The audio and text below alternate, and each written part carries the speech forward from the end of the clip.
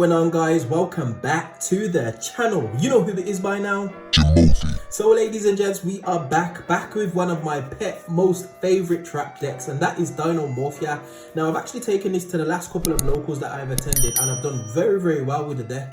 My most recent locals, I might even put a matchup later on in the week of me playing this deck. I managed to go X1. I did end up finishing 4th because one of my opponents in the earlier rounds dropped out, which meant that I didn't get 2nd because I only lost in the final. But hey ho, it is what it is, and I actually lost that game because of a misplay on my part, so I can't even be mad about that. But anyway, definitely a sleeper pick in this format.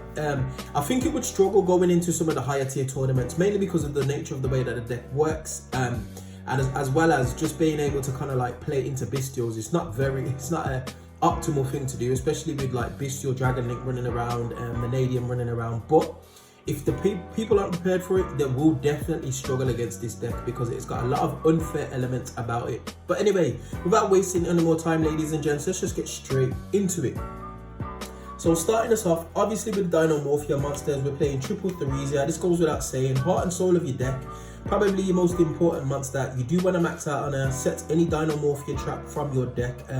Fantastic card, say no more. Also gets a little bit of a attack gain if your life points are 2,000 points or less, which is very easy to achieve in this deck. But normally, this is like your first turn play, or what you're trying to aim for your first turn play. So kind of set up with one of the traps that you don't have in your opening hand. Next up, I play triple Diplos. I've seen some lists playing 2. I'm more comfortable with playing 3, just to be able to resolve it. I do sometimes summon Stealth Bergia, and having another Diplos in hand does definitely help, especially with the way that the deck works, so to speak. But triple Diplos, again, I typically dump the counter traps off Diplos just to protect myself from some battle damage, because you typically end up with a few of your non-counter traps in the graveyard, which protects against effect damage anyway.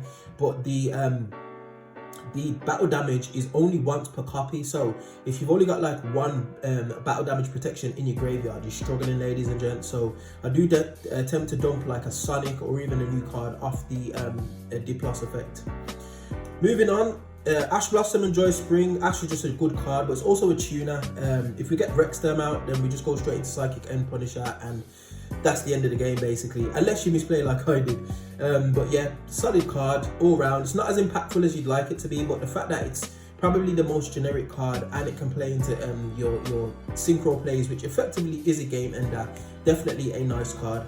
And then the final card, we've got one Lord of the Heavenly Prison. Arguably, you could take this out, but the way that I see this card, it's just another copy of any of my Dinomorphia spells or traps, or any of the spells or traps that I've got in my deck, period. So very powerful card.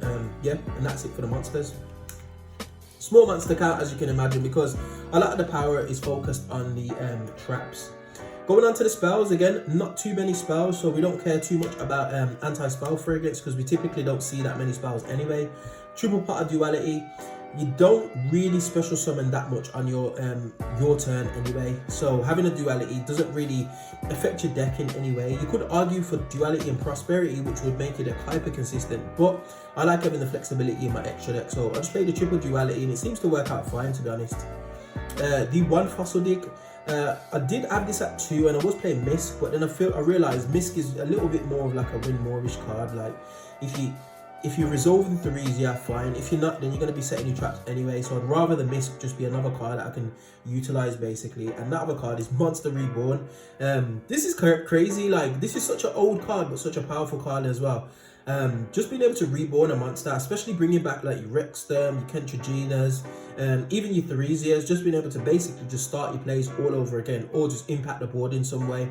Especially if your opponent's dwindled out of resources and this is like the final play that you've got to make, it just effectively can swing the game. So yeah, one Monster Reborn. One Call by the Grave. This used to be so essential in this deck, but now with the new counter trap, Call by the Grave is just another addition to something that could potentially affect your opponent.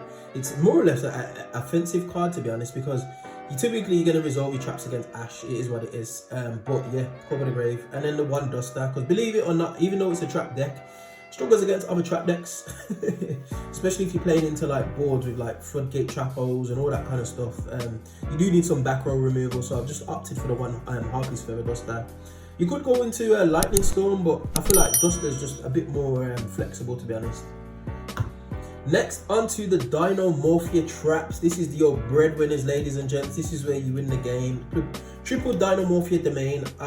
I always hear people say that Dinomorphia domain is like the second best trap, with Frenzy being the best one, but I beg to differ. I prefer domain. Domain's a lot more flexible, and it isn't as restrictive as Frenzy is, but you do need to play all 6 because you want to see them at some point. You want to open one of these along with Theresia, but that's the main play of the game, so maxing out on them. Another card you're going to max out on is the Triple Dinomorphia Intact. This is the counter trap that came out of Sayak, I believe. This card's crazy, like it just literally just shuts off like a chain, like so you activate your fusion trap, could be Frenzy, could be your domain. They chain Ash Blossom, you chain Intact, resolving, simple as that. As well as it paying life points, which is vitally important, especially if you're going into Rex time. It's a game ender basically, especially if they've got established board. So definitely a 3 of no less than 3, ladies and gents, especially with the prevalence of monster effects everywhere in the game of Yu-Gi-Oh at the moment. You do want some kind of negation. I also play the double Sonic. Now, arguably, you don't need 2, but like I said, I always dump one of them off Diploss's effect, and I don't tend to draw double Sonics at times, so it does work out. You kind of see, you kind of don't see, and if you don't see it and you see Diploss, you just dump one. Simple as that. You typically set up with one of the other cards to kind of like negate spells and traps, but I do like playing the 2 just for the battle protection, because you burn through a lot of traps, especially if you're triggering your level 4 lower Dinomorphia monsters to float out the graveyard. You do need some fuel for them, so I've decided to play the 2 Sonic just because I value it basically. And then we play the 1 Dinomorphia Alert, Say No More's Monster Reborn for Dinomorphia monsters, as well as the 1 Brute, which is just the basic target, a pop basically. So yeah, that's it for the Dinomorphia traps, ladies and gents. Very, very powerful, super duper powerful. Not as strong as Labyrinth, but yeah, it is what it is. Then finally, onto the non-engine traps. We play Triple Infinite Impermanence. It's imperm, it's strong.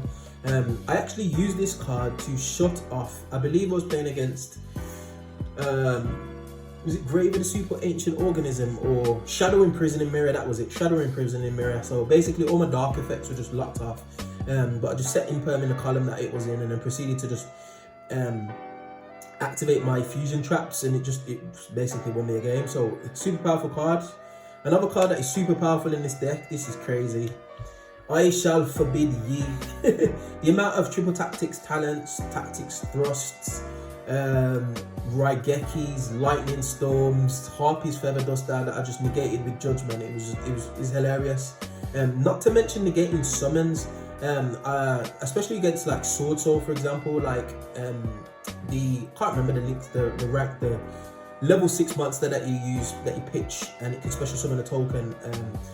That will burn you for game, ladies and gents. But negating the summon means that it hasn't gone to the graveyard via a synchro summon effect, so it doesn't get the burn damage. So definitely a powerful card, and it plays into your deck anyway, just halving your life points. Another MVP, ladies and gents. Oh boy, this card is crazy. This is why I'm not scared of like towers type monsters, just because of this card singularly. Like, when you resolve your Dinomorphia spells and traps, regardless of if they resolve or not, your life points are just low. Like, you're at critical basically, and having Ferret Flames just means that you're just gonna just move a whole bunch of cards away out off the field. And I typically use this a lot in the battle phase, so I let my opponent maybe get in like 1, maybe 2 attacks, depending on where my life point is. If it's like 4,000, because I've only tried to resolve 1 trap, I'll let them get in like 1 attack, and then my life point's at like 1,000 or something crazy like that. Chain Ferret Flames, and then that's it. Board's gone, because typically most of their monsters are going to be bigger than 1,000 life points, so it's just mass removal basically. And the other floodgate I play is double goals a match, ladies and gents. Again, we're a trap deck. We need to play some element of unfairness to be able to kind of like resolve our effects. So goals and match is definitely that, especially with Kashtira in the format. I think those Vanquish Souls at my locals. There's also like Unchained that's starting to make a little bit of an appearance. So definitely a strong card right at the moment. So yeah. And that's it for the main deck, ladies and gents. Onto the extra deck. Yes, it goes without saying, one of my favorite cards, Rexterm, Dinomorphia Rexterm. Skill drain on legs. It scares all your opponent's monsters by making their attacks just equal to your life points, so they can't really beat over anything. and if they can, he's going to float anyway. So very, very powerful card. Next, Ketragina, very powerful card as well. Like, I've used her effects to copy cards in the graveyard more and more as I play this deck, especially in today's environment. So if you got like Alert, or if you got like Brute in the graveyard, you can just resolve Ketragina and she could just basically like get you back into the game, especially with how card advantage works with like your traps and that kind of thing.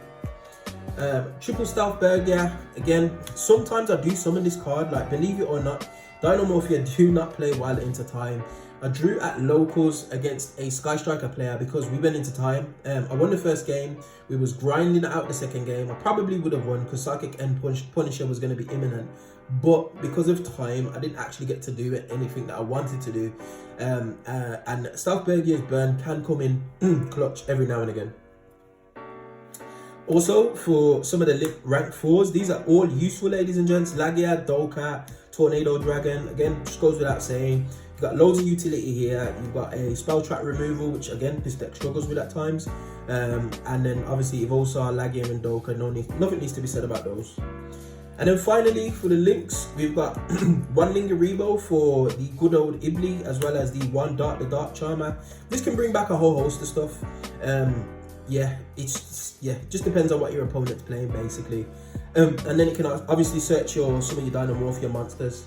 And then finally, Psychic End Punisher. This is what wins you a lot of games. If you manage to go into him, you're just going for the kill shot, basically. So yeah, fairly straightforward. I think I had Unchained Abomination in my extra deck previously because I was bringing back Link 2s off the Dark Charmer. Typically like IP Masquerade or that kind of stuff, but it's not really that needed, to be honest. Especially if you resolve in Dark, then you're probably in a better position anyway. Let's onto the side deck, ladies and gents, very, very quickly. Double Joil and Lockbird. I lost my third one, don't know where it is. When I find it, I'll put it in. There was a lot of decks in the format that just fall to this card. I play against a lot of Dark World in my locals on a Wednesday, so Joel is just a solid card all in all, especially with the way that Vanadium's working at the moment. It just searches and searches and searches, field spells, monsters, Ancient Fairy Dragon. Like, you just need to put a stop to all of that, so yeah.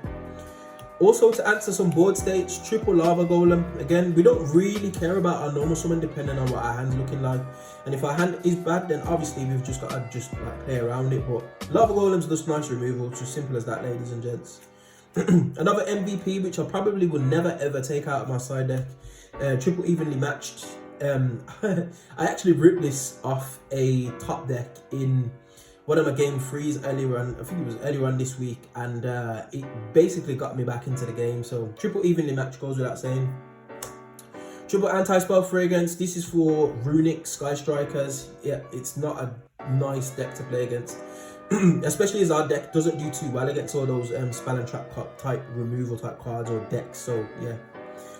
Triple Heralded the Abyss. Again, 1 for my life points, and 2 just to get rid of like problematic boss monsters. My opponent had a Baron on the field, which could have been problematic, but I tried to send his Baron with this. Obviously Baron negated it, but that meant he was a negate down, and yeah, Baron was up, well, on the field, but effectively he was just like a pop. So triple Heralded the Abyss, as well as the final Ferret Flames. Yes, I do play the third. I really, really do like this card, ladies and gents. It's just, yeah, it's just that good. So that is it, ladies and gents, my Dinomorphia updated deck profile. Again, super strong deck. I wouldn't probably take it to anything like a regionals, just because it can be a bit tricky in time, especially with high level play. You're playing against players that like obviously are geared up for like trap matchups, and it can falter now and again. And with the prevalence of bestials, I'd be hesitant to take it to like a regionals, but definitely like OTS championships, locals, this deck just, it's a big problem. And like I said, if you do take it to an event and your opponents aren't ready for it, you will steal games. It's just as simple as that. The deck is just crazy. So yeah, all in all, Dinomorphia, one of my top 5s actually, and I might actually make a top 5 deck lists of all times for myself, because it tends to change over time, but I'm noticing a little bit of trend in my decks. So yeah, look out for that video later on. But anyway, we find ourselves at the end of another video. As always, if you do like this content, you know what to do by now. Hit that like button, share, subscribe, all of that beautiful good stuff, and I will definitely see you guys on the next video. Hope you enjoyed. Peace.